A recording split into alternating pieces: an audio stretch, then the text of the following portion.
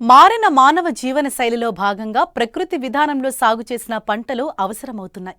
అందుకే ఎటువంటి రసాయన ఎరువులు వాడకుండా సేంద్రియ పద్ధతిలో పంటలు సాగు చేస్తున్నారు చాలా మంది రైతులు. మొదట దిగుబడులు తగ్గినా తరువాత అధిక దిగుబడులు రాబట్టడంలో రైతులు సత్ఫలితాలు సాధిస్తున్నారు.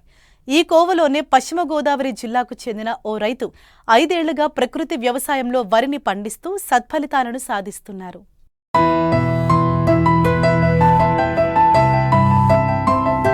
పంటల సాగులో రసాయనిక ఎరువుల వినియోగం పెరిగిపోవడంతో పంటలు విషతుల్యమవుతున్నాయి.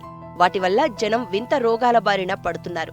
తక్కువ వయసులోనే బీపీ, షుగర్, గుండె జబ్బుల బారిన పడుతున్నారు.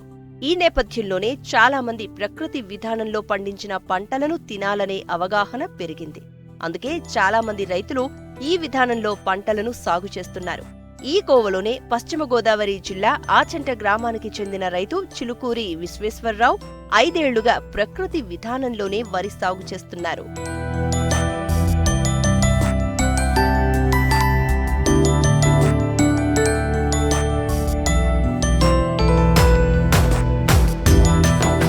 రైతు విశ్వేశ్వరరావు గతంలో రసాయన ఎరువులు, పురుగుమందులతోనే పంటలు సాగు చేపట్టేవారు. అయితే రాను రాను పెట్టుబడులు పెరిగాయి, కానీ దిగుబడులు మాత్రం పెరగలేదు.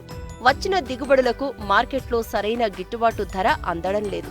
దీంతో సుభాష్ పాలేకర్ స్ఫూర్తితో 5 ఏళ్ల క్రితం గిర్ ఆవులు, ఒంగోలు ఆవులను కొనుగోలు చేసి ప్రకృతి వ్యవసాయం చేయడం ప్రారంభించారు. మొదట దిగుబడులు తగ్గినా రాను రాను రసాయన సాగులో వచ్చిన దిగుబడికి ధీటుగా వస్తూ ఉండడంతో రైతు సంతోషం వ్యక్తం చేస్తున్నారు.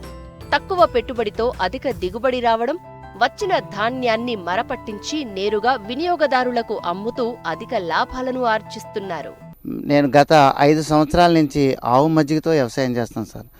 నేను ప్రతి సంవత్సరం నుంచి ఒక ఇది తీసుకుంటూ అదనంగానే వస్తుంది. ఫస్ట్ సారి అయితే నాకు 30 బస్తాలు వచ్చిందండి. తర్వాత 35, 38 అలా 40 అలా వచ్చింది సార్. నాకు ఈ 5వ సంవత్సరం పంటలో మాత్రం నాకు అందరితో పాటు సమానంగా వస్తుంది అని ఒక ఆశాజనకంగానే నేను ఉన్నాను సార్. పక్క రైతులది కానివ్వండి, ఇది కానీ వాళ్ళంతా పురుగు మందులు, ఎరువులు అన్నీ వాడుకున్నారు.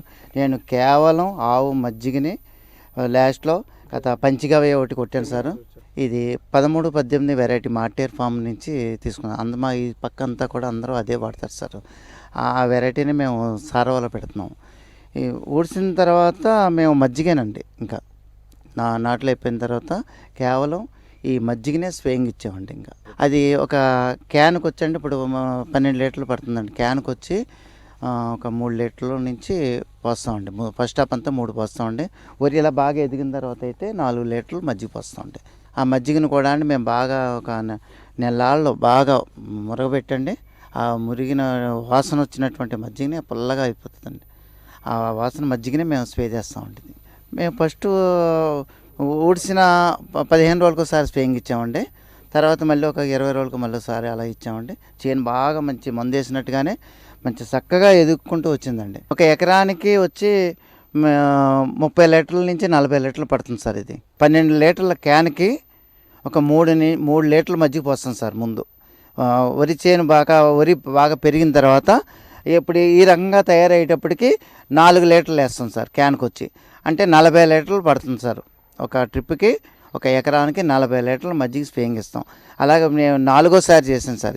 ఇది మేము బెంగాలీ వాళ్ళతోటి ఊడిపించామండి. ఇది ఊడిపించిన కాడి నుంచి మేము ఎక్కడ కూడా కలుపు అనేది మాత్రం మేము మనుషుల్ని పెట్టి తీయించుకున్నామండి. మేము కవ్వంతో మజ్జిగ చేస్తాం సార్. మేము ఆవు పాలు మాయి కాసి తోడెట్టేసి మేము పెరుగుని మేము కవ్వంతో మజ్జిగ చేస్తామండి. మజ్జిగ అయిన తర్వాత దాన్ని ఉదయం నుంచి సాయంత్రం దాకా మేము ఊళ్ళో అమ్ముతామండి. ఒక 15 రూపాయలకి ఒక లీటర్ వచ్చి. అది మిగిలిపోయిన మజ్జిగని మేము ఒక డ్రమ్ములో పోసేస్తామండి. 200 లీటర్ల డ్రమ్ములో పోసేసి దాన్ని అలాగా మురగబెట్టేస్తామండి. ఆ మురిగినటువంటి మజ్జిగని ఒక నెలలు దాటిన తర్వాత మేము స్ప్రేయింగ్ ఇస్తామండి. ఆ సంవత్సరం ఒక ఎకరాన్ని డిమో పర్పస్గా చేశాను సార్. నాకు అప్పుడు అందరికీ 50 అయింది, నాకు 35 అయింది సార్. ఈ కొంత తేడా వల్ల అయింది కావాలి సర్లే అని మళ్ళీ సంవత్సరం మళ్ళీ చేశాను సార్. మళ్ళీ అది 40కి వచ్చింది సార్. నీళ్ళు మాత్రం 45లోకి వచ్చింది సార్. మన దాలవాకి నాకు సారవాల మాత్రం మొన్న గత సంవత్సరంలో పోసా సాంబాని సన్న వెరైటీ, ఢిల్లీ వెరైటీ పెట్టాను సార్. కానీ చాలా బాగా వచ్చిందండి. అది సన్నాలైనా కానీ 30 కాడికి వచ్చిందండి. అందరికీ అదే అయిందండి, 30 అయినాయి. నాది సన్న వెరైటీలో 30 అయ్యేటప్పటికి ఇప్పుడు మళ్ళీ నేను ఇప్పుడు ఈ దాలవాల 6.5 పెడుతున్నాను సార్. అండ్ గతంలో ఎకరానికి 15,000 నుంచి 20,000 విపరీతానికి వచ్చేదండి. ఇవాళ విపరీతమైన మందుల రేట్లు పెరిగిపోయినాయండి, పురుగు మందుల రేట్లు పెరిగిపోయినాయి. ఏమండి నాకైతే కొట్టడానికి మనిషికి తప్పండి, నా సొంత మజ్జిగ కాబట్టి నాకు ఏ విధమైనటువంటి ఖర్చు లేదు చెప్పాలంటే అండి. అలాగే నేను అందరికీ ఒకటే చెప్తున్నాను, ఒక ఆవును కొనుక్కోండి.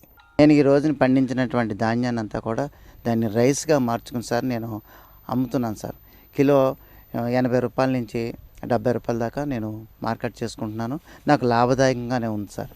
మా బియ్యం సార్ హైదరాబాదు, విశాఖపట్నం, విజయవాడ చాలామంది పట్టుకెళ్ళారని అందరూ కూడా చాలా రుచికరంగా ఉందన్నారు, చాలా బాగుందన్నారు. ఇప్పుడు మాకు చాలా ఆర్డర్లు ఉన్నాయి సార్, బియ్యం కూడా పంపిస్తున్నామండి అందరికీ.